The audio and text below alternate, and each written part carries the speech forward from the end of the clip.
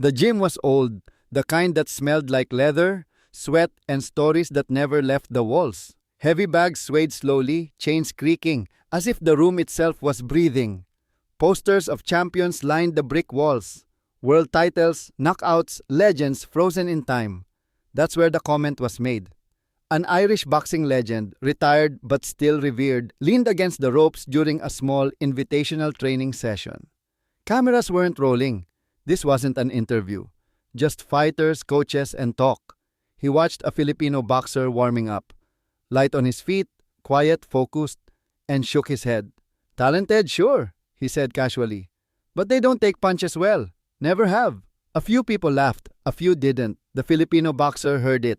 He didn't look over, didn't react, just kept moving. Shadow boxing, breathing steady, rhythm locked in. He wasn't there to debate history. He was there to spar. The session was meant to be technical. Controlled rounds. Learning, not proving. But words have weight in a boxing gym. And once spoken, they don't disappear. The Irish legend watched from ringside as the gloves went on.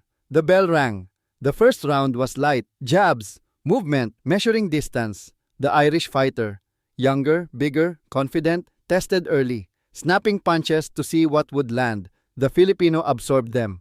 Rolled, slipped, reset. No reaction. By the second round, the punches came harder. Not reckless, but firm. The kind meant to send a message. A left hook landed clean on the Filipino's guard. Another clipped his cheek. Still nothing. No panic, no retreat. The Irish legend leaned forward. Now we'll see, he muttered. The third round changed everything. The Filipino stepped into range deliberately. He didn't throw more punches.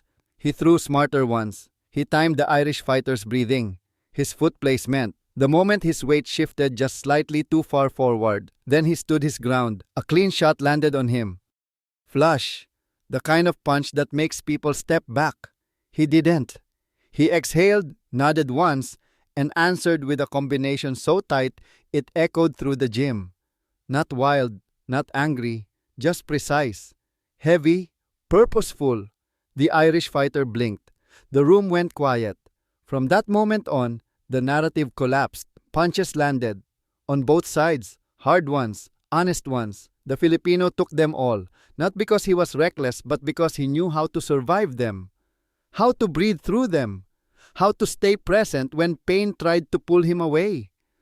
Round after round, he stayed composed. The Irish legend's posture changed. Arms uncrossed, jaw set. This wasn't toughness for show. This was conditioning born from something deeper. Between rounds, someone whispered, "He's not even flinching." In the later rounds, fatigue crept in. The Irish fighter slowed. The Filipino didn't rush to finish. He didn't chase dominance. He controlled space. He let the other man feel every second of exhaustion. The final bell rang. No one spoke immediately. Both fighters touched gloves. Respectful, quiet. The Irish legend stepped into the ring.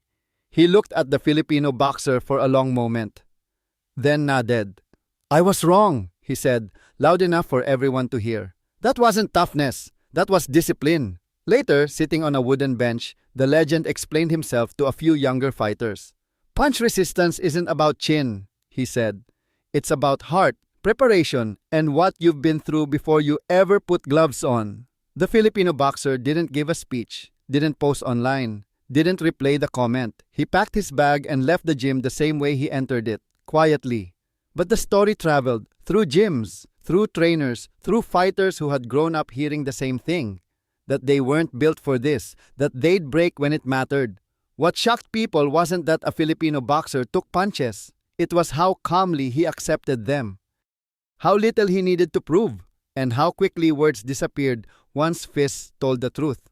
Because in boxing, reputation lasts only until the bell rings. After that, only reality remains.